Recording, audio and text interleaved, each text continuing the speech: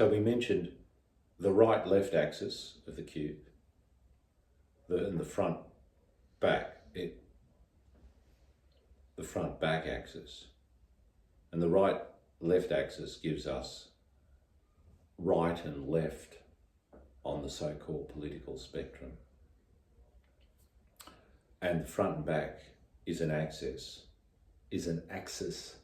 that runs from anarchy to totalitarianism, either of the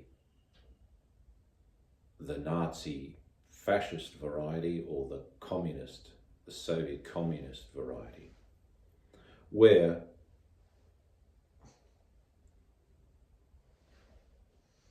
in theory it's the working class in control, but in practice it's not. In theory, after the revolution, the working class is meant to throw off the yoke of the oppressive bourgeoisie and establish a classless society, which is totalizing. But in practice, of course, we know that some people are more equal than others. And there are also always some people who actually represent an elite in such a system with greater privileges and purviews and power than the masses of people. It's very difficult to get away from it. But anyway, the ideal is nevertheless there as an ideal, inspiring human beings and mass movements of people to carry out political experiments, to build their utopias, to build the ideal system. And I said I was also going to explain the last axis of verticality between the above and the below in our metaphysical cube of space, and now our political cube of space too. It's the axis that runs from the ceiling to the floor. And some people don't have any imagination along this axis. Most of our political theorising just takes place along the right-left axis. And even when totalitarian regimes are recognised and anarchy, they're not distinguished as a separate axis in the three dimensions of political space. They're usually just mongrelized in with this end or that end. You know, we look at totalitarian left-wingers and anarcho-capitalists and all the rest of it. I think it makes a lot more sense to make the distinctions that I'm making today. And the final distinction between the above and the below is between a theocracy, a system established by God, which is a separate ideal, and a system that is purely of this earth, purely man-made, purely secular. Now you can say that, aren't all the systems that you've discussed so far secular? Secular, exactly. Well, they are secular. But secular exists in distinction to something else. We become clear-headed about what secularity is only by being aware of what it is not. And what it is not is transcendental. A system that we believe that we need to craft and enforce our political orders. We don't believe that God has established his kingdom here, for example, and that it is merely a matter of recognizing what that kingdom is. A lot of the Russian thinkers, some of their great philosophers and theologians, Solovyov was one. they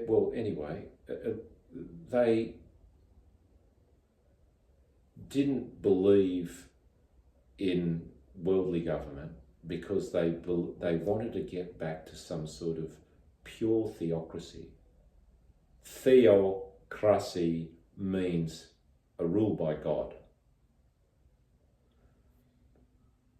There have been systems there are systems today that are inspired by the theocratic ideal.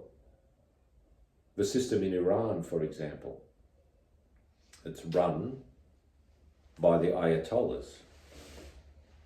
It is meant to be a system based on Sharia law, based on the Islamic version of divine truth, and implemented in all the particulars of life.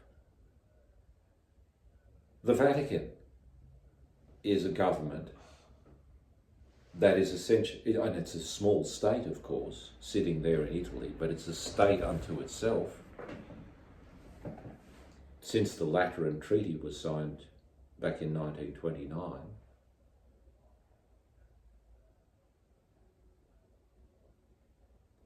nevertheless, as a state, it's theocratic because power and authority come from God through Christ and the Pope. And that's power coming from above. You sure? I'm saying in the minds of the people that live under that order and that believe in that system, that's how they think about it. A theocracy can arise anywhere. It can arise, the state of Israel, they claim to be secular, but it's essentially a Jewish state in terms of privileging the Jewish people. So in a way, the religious ideal is coming in there as well. A theocracy could arise anywhere that a group of highly motivated people taking initiative want to establish what they believe is God's kingdom.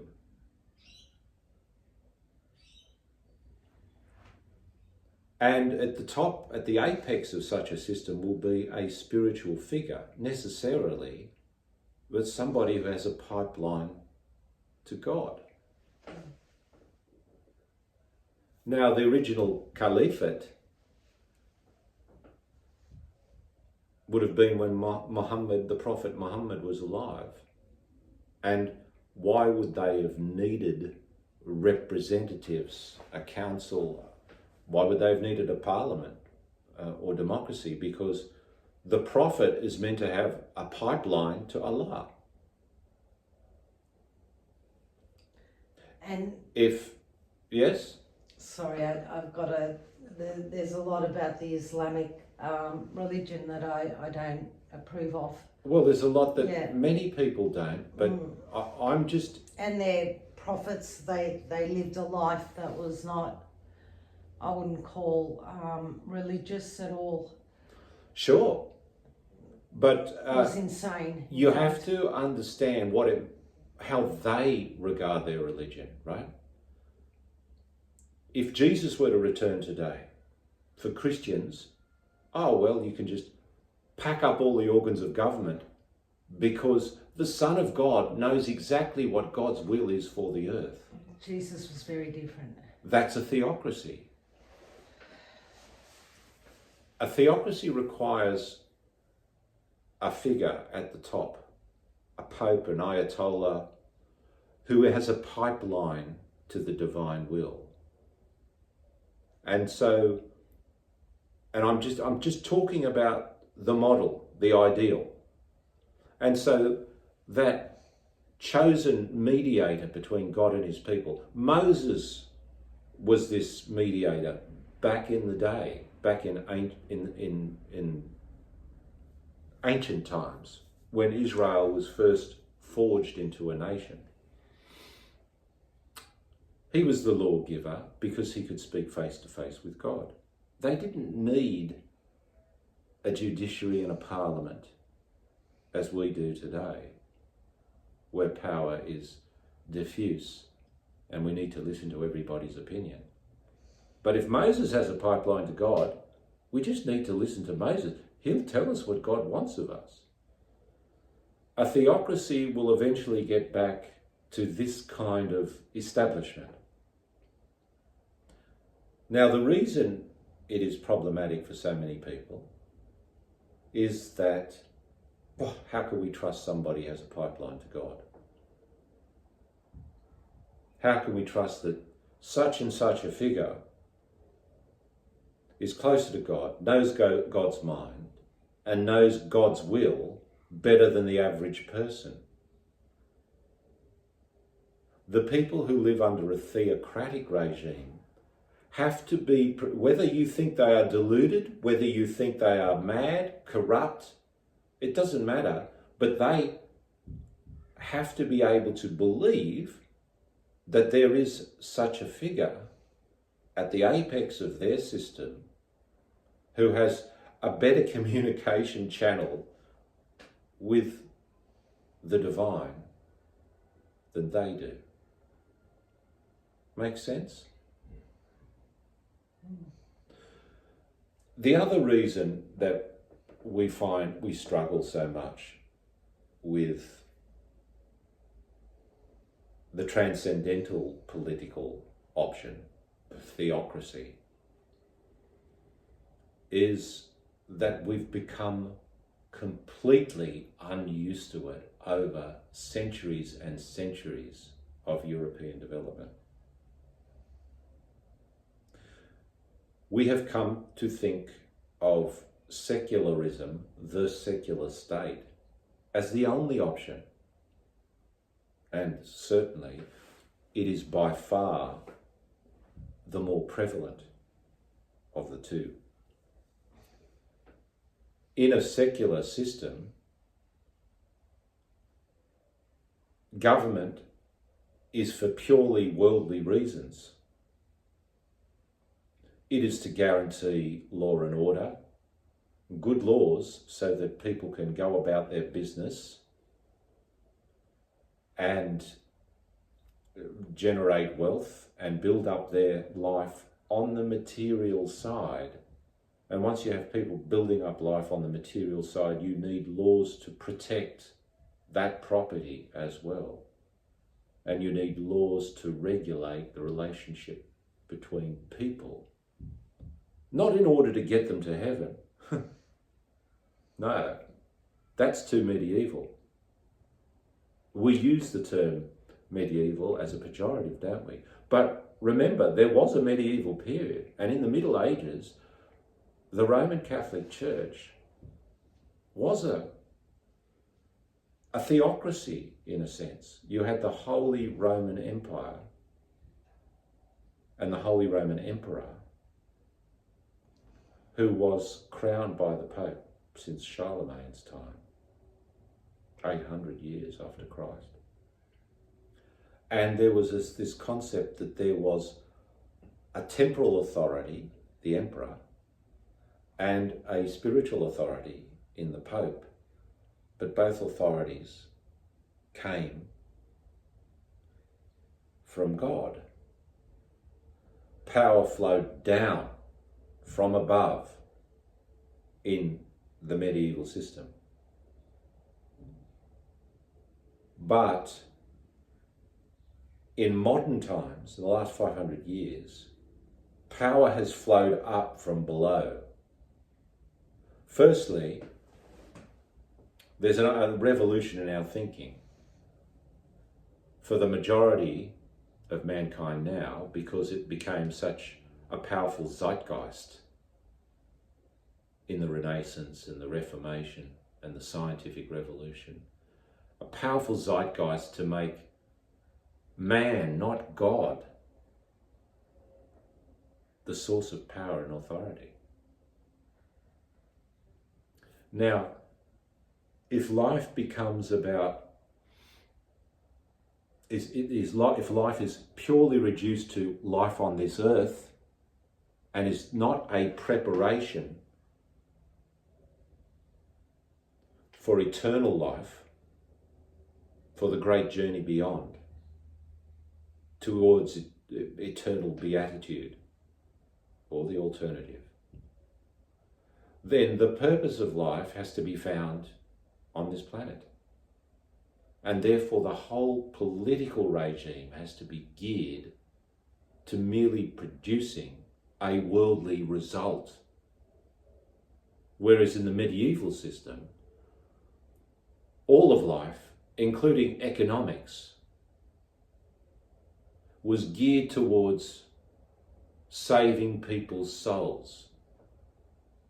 Now, I don't care whether you think, well, that was a racket, or whether you truly revere and believe in what it was trying to achieve. We can see that the ideal was embodied to some degree, the ideal that the end of life and the purpose of a political system was to make it easier for people to get to heaven. It was to guard the common good and limit the number of temptations to human beings so that they could get, after this life, after this mortal life, that they could be well on their way in the right direction. It was otherworldly.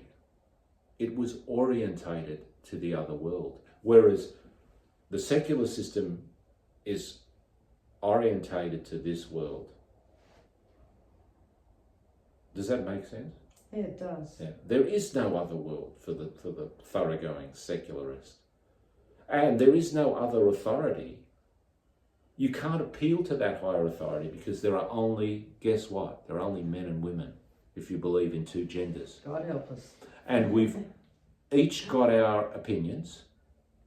And so there's a sense of relativism that is baked into the secular political system. Why should your opinion have more say or weight than my opinion? And we have sayings like, one man, one vote. And democracy. Demos, the people. Cracy, rule by the people, of the people, for the people. Where authority and power emanates from the people.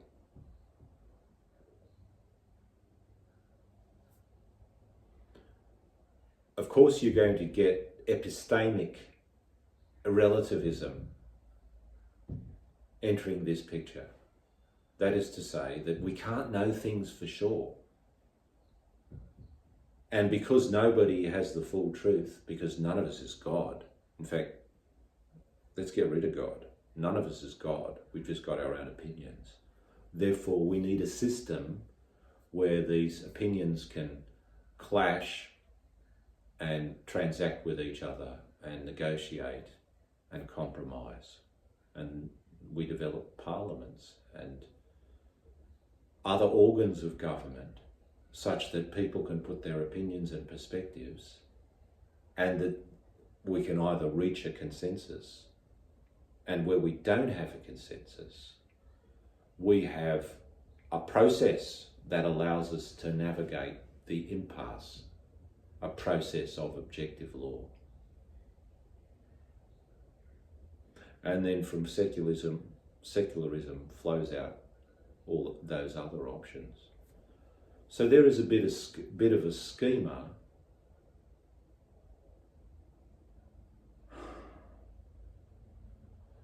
which demonstrates why. Firstly, it tells us, proves to us, there's a lot to be grasped cognitively through the geometry of the cube. And upon that, upon the metaphysics and the epistemology, we can build a framework for understanding political ideologies based on the cube. And therefore, if you're studying the quadrivium, sacred geometry, it can be a very good preparation for politics as well. It doesn't just mean you're going to end up being geometrically gifted, but you won't have a thought for the other areas of culture and learning, because everything is traced back, we keep saying, to the numeracy and the literacy, which are cognate, which have the same origin in philosophy. And education, being basically, essentially philosophical, has to keep bringing everything back there.